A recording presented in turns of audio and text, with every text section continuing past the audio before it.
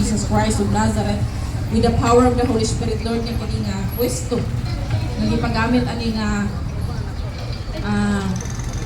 tindahan, Father God. I pray in the name of Jesus nga magadawat usab bisig makaambit ni sa Father God sa imong panalangin.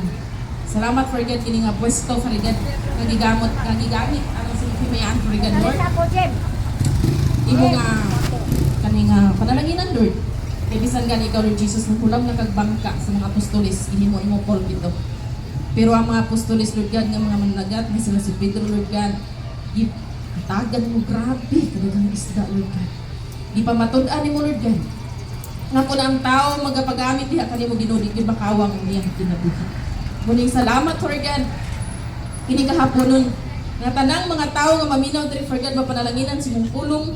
Maski papano, Lord God, ang ilang kinabuhi dunay kausaban pinagi sa pagpamati sa imong mga pulong, Lord God, Holy Spirit. They acknowledge your holy presence. Tulad Ginoo akong ipamaba. Malitok ni Espiritong kinabuhi haom ug tukma sa mga tao na sa mga palibot. Ikaw ma-flow in the name of Jesus. Ikaw akong tugutan, Holy Spirit, Lord. Magapamuhat nining tanan. Sa ngalan ni Kristo Jesus. Amen ug amen. No? So nga itong pulong mga kaigsunan, no? Babasa na ito diya sa John 3:16. No? Kanunay na ito ning madungog. Bisan sa mga bata,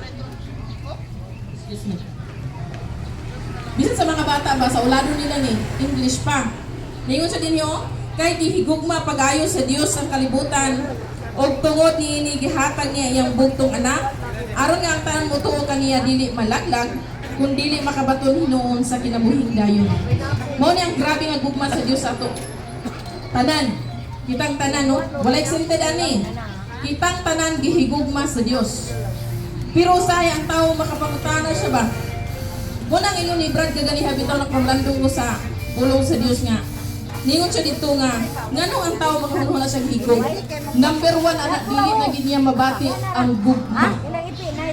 Kamalay ka? Tanawa, daghan kayo mga lalaki biyaan og asawa. Maghigog ang uban. Ang uban pod, babae biyaan og bana. Tungod kay nabati nilang wala na gugma. Mao sa niyang gibuhat ni Lord Jesus. Pagkakita sa Dios Ama nga dinhi sa kalibutan, wala na siya nakakita gugma, patay, limbong, unsa tanan nga pagkadautan diri sa kalibutan. Nakita sa Dios Amahan nga ang sulbad niini mao lang ang iyang bugtong anak nga iyang ipadala. Kay kung basahon nimo sa Old Testament, nagpadala siya daghang mga propeta, pero ang mga tao dili man mamati. So sa last di padala niya ang bugtong anak, pero hangtod karon doon na gagawin mga tao nga mo reject din sila kang Lord Jesus. Ang pangutana karon kinsa man nga Dios ang nagpakamatay alang sa imong mga sala. Ay dili ang sister nga mulahos na mga Father God. Nakaila ka ba sa kinaiya sa Dios Ama? O nakaila ka ba sa kinaiya ni Lord Jesus? Nakaila ka ba sa kinaiya sa Holy Spirit? Kaya kung dili ka makaila ni ini, mao nang imuhang lahos ka. Ano maghapit-hapit pa man daw, lahos, pero wala ka kahibalo. Nga pinaagid ay kang Kristo, mahinluan ka. O pagtanaw sa Dios Amahan kanimo, dili na ikaw kinsa imong ngalan. Ang iyang makita si Lord Jesus mismo ang iyang anak. Kaya kung ikaw ang makitaan sa Dios Amahan, walay makita ang Dios Ama nga gugma diha sa imong kasing-kasing o sa imong kinabuhi. Kaya tanawa na doon imong kinabuhi. Basta gani, naitaw makasala nimo o dili nimo kaya sa baba, pero sa unahuna, patsyon gini mo sa unahuna. Or mangandoy ka sa iyahang mahitabo nga madautan. Or malipay ka nga ang imong kaaway. Kung matod pa nila sa Facebook, kung saan ay ikasay nimo, kung ang imong silingan nga libakira, madagma sa imong tubangan. Ang ilang tubag kay tagaw, dagan kayo mga inana. Kung saan ay kasulti nimo. Tungod kay kung kita ang makita sa Dios Ama, walay maayo nimo diya. Gawas lang kung si Kristo Jesus naasunod nimo. Kay ang kiniya ni Kristo Jesus, mupilit, mutapot, matakdan ka ba? Tinuod din ang mananakot, sister. Tinuod na ay, pakig-istorya whole week anang imong silingan chismusa. Sunod adlaw, chismusa na ka. Parang informasyon sa barangay, kapalo ka. pakig-uban sa tao nga puro negosyo yang huna-huna. Sunod tuig negosyante na ka. Kahit kapalugat unsay mga idea. Unya nagtuon ka sa pulong sa Dios. Nakapalugat unsay gibuhat ni Lord Jesus, idea niya unsaon niya nga mapasaylo niya ang tao. Imagine, ningon ang pulong sa Dios, siya walay sala. Wala siya nakaambit og sala. Ang tao ray makasasala. Pero nagpakamatay siya sa cross alang sa tong mga sala. Mao niya ang tao, dili siya makasabot sa pulong sa Dios pero gihigugma pag-ayo sa Dios ang kalibutan. Buot pasabot nga kung si Kristo Jesus ang pakamatay sa cross alang sa mga sala, wala may mas labi pang kasakit nga gibati ni Lord Jesus dito sa cross. Mao na siya nga kung ang tao gamay ra kayo yung sala sa isig ka tao. Uban, feeling niya dako naging kaayo ang sala, gibuhat sa isig ka tao kaniya. Pero dili gid siya makapasaylo. Imagine na ragod, kinsa alkansi? Si Lord Jesus, alkansi kaayo. Kaya dili, wala siya sala, ningon ang pulong sa Diyos, pero siya nagpakamatay sa cross. Unya, bupasaylo kasi mo isig ka tao, feeling mo, alkansi magyug ka, kaya nga naman, siya may nakasala! Nga nung ako may pasaylo! Ginikanan man ko, anak mo! Kamoy mga ipasaylo! Di ba? Kung ang mama may pasaylo sa anak, alkansiya, ani Lord, oy, ako pa'y nag-utong, ako pa'y nagpagkaon, ako pa'y nagpa-eskwela. Kunya, karon ako may pasaylo. Alkansi, di ba?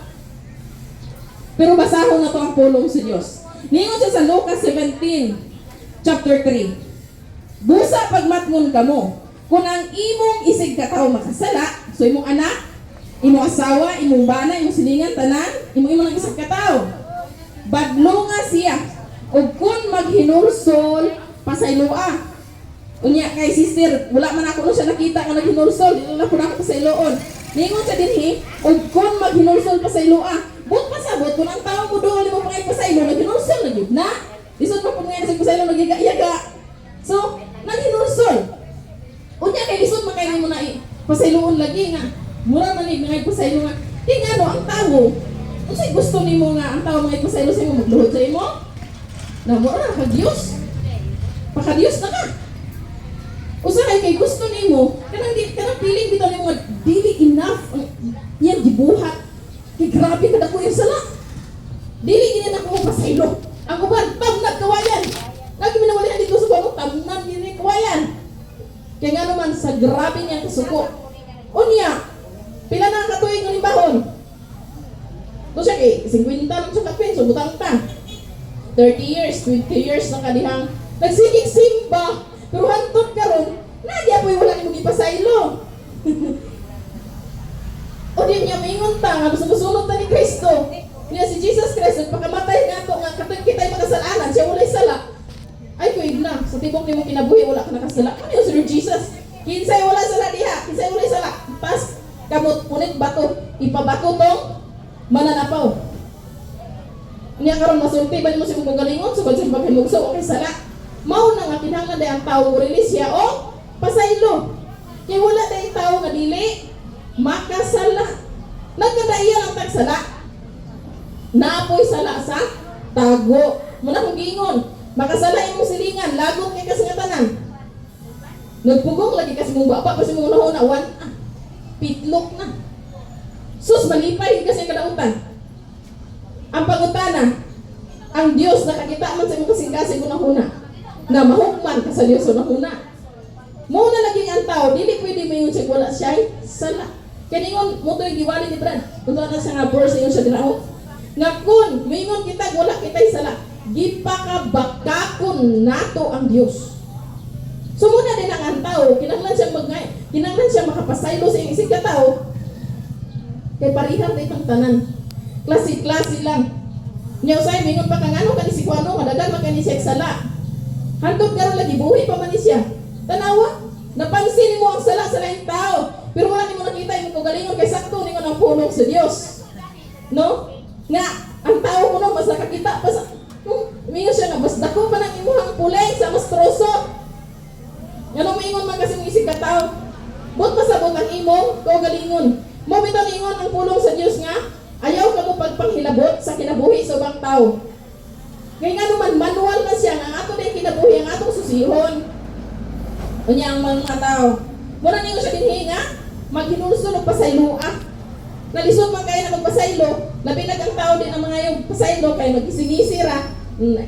Siya wala na ko sa iya, magisingisira ba. Nga ikaw kay naglakot nagsurok ng imong dugo. Sige ra ni agagi dire, murway lapot. Tanawa? Siya kay nagisingisi na.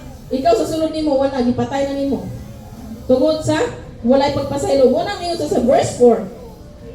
Lucas 17 chapter 4. Kung makasala siya sa makapito, kung makasala siya kanimo sa makapito, sulod sa kadlaw, tos grabe. O sa matag higayon, muanha siya kanimo mingon, naghinulsol ako, kinahanglan imo siyang pasayloon. Magsigil sa pasaylo. Nakakinsa man yung kasagaran ng sitwasyon inani. Magtiayon, mag-uyab. Magsige na lang. Pangayong pasaylo. Say, nasumo na ka. Sige, ra pa yung pasaylo. Sala na sad. Pangayo na sad pasaylo. Balik-balik. Nalagot na ka. Kunya, kaya ko man napulong sa lisod pasayloon. Mauna siya sa panahon karon. Karon sa kalibutan, nag-celebrate sila gitawag nila Mother's Day. Pagabot sa Mother's Day, taganin nilang mama unsa man, bulak, chocolate, sa padya. Kunya, Mother's Day ra di mo gihugma imong mama. Paglaing adlaw, singka-singkahan ron nimo. Imo man na. Pero ang ginikanan, no? Kung sa kaning kwan pa ba sa espirituhanon, nakaambit ni siya gugma ni Kristo. Kamalay mo, mga inahan, gianak ni mo imong anak, imong gipadako. Dili lang enough nga imo siyang gipadako. Ni-sacrifice ka ba ni abroad? Grabe ni nga gugma. Gipa-eskwela ang iyang anak. Iyang anak, humana. Tanan ang humana. Huwag yun ni balos mga magpapa, oy. Dahil gwapa diya. Dahil gwapo diya. Minyo, oy. Sus, 30 na kita ni. Uban ko niyo, paligsan ako sila sa kuwan, 30 na. Imagine mo, gihigugma sila silang ginikanan, mas kilangaw lamok sa gamay pa di, yun, patumpaan. Gipa-eskwela pa yun. Pero pag human niya giskwela, tanawa, gibilini ba na yung ginikanan? Kaya ang tao niingon rin siya di kalibutan. Nga higugmaon daw ni mo imong unang kagalingon, araw ko na ka kamoy gugma, ngay kahatag sa imong isig katao. That is a big lie. Ang pulong sa Diyos na naging anak. Ang pulong sa Diyos naging una,